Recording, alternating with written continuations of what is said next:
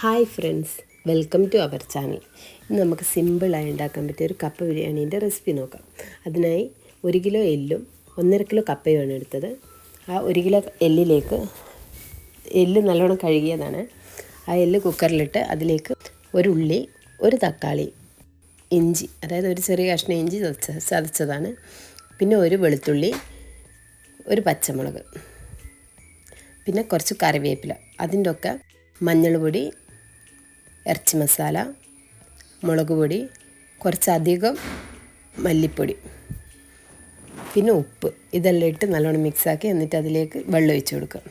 വെള്ളം ഒഴിച്ച് ആവശ്യത്തിനുള്ള വെള്ളം ഒഴിക്കണം, കാരണം എല്ലിന് വേവുണ്ടാകും.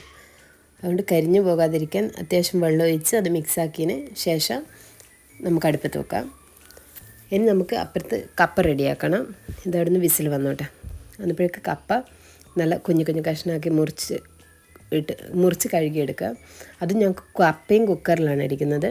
അന്നേരം കപ്പയിലേക്ക് ആവശ്യത്തിനുള്ള വെള്ളം, അതായത് ഏകദേശം കപ്പ മുങ്ങി നിൽക്കുന്നത്ര വെള്ളം ഒഴിച്ച് കൊടുക്കണം. എന്നിട്ട് അതിലേക്ക് ഉപ്പും മഞ്ഞൾ പൊടി ഇട്ട് കൊടുക്കുക. എന്നിട്ടൊരു 3-4 വിസിലടിക്കുക. അന്നപ്പോഴേക്ക് നമ്മൾ എല്ല് ഇവിടെ സെറ്റാകുന്നുണ്ട്. അതിന് നമുക്ക് തേങ്ങ വറുത്ത് വിടും.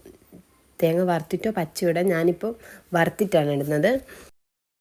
അതിന് ഒരു പാന് ചൂടായിട്ടാകുമ്പോൾ നന്നായിട്ട് തേങ്ങ വറുത്തെടുക്കുക.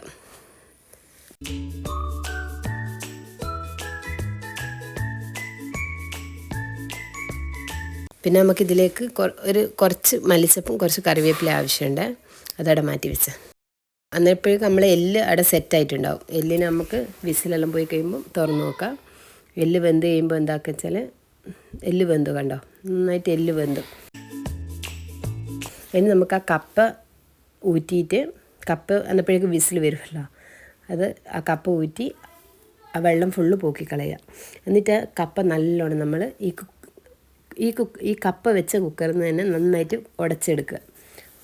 എന്നിട്ട് ഇതിൽ നമ്മളെ എല്ലിൽ ചേർത്ത് കൊടുക്കുക. അല്ലാണ്ട് നമ്മൾ എല്ലിൽ ചേർക്കുമ്പോൾ കപ്പ മിക്സ് ആകാണ്ടായിപ്പോൾ, എന്താ പറയുക, മൊത്തം അടിയൂല. നമുക്ക് കുറച്ച് കപ്പയെ നമുക്ക് അതിൽ മിക്സ് ആവാണ്ട് വേണ്ടു, ബാക്കി ഫുള്ള് മിക്സ് ആക്കി കളയുക. അന്നേരമാണ് കപ്പ ബിരിയാണിക്ക് നല്ല ടേസ്റ്റ് വരും. എന്നിട്ട് നല്ലോണം നമ്മൾ മിക്സ് ആക്കി എടുക്കുക ഈ കപ്പ.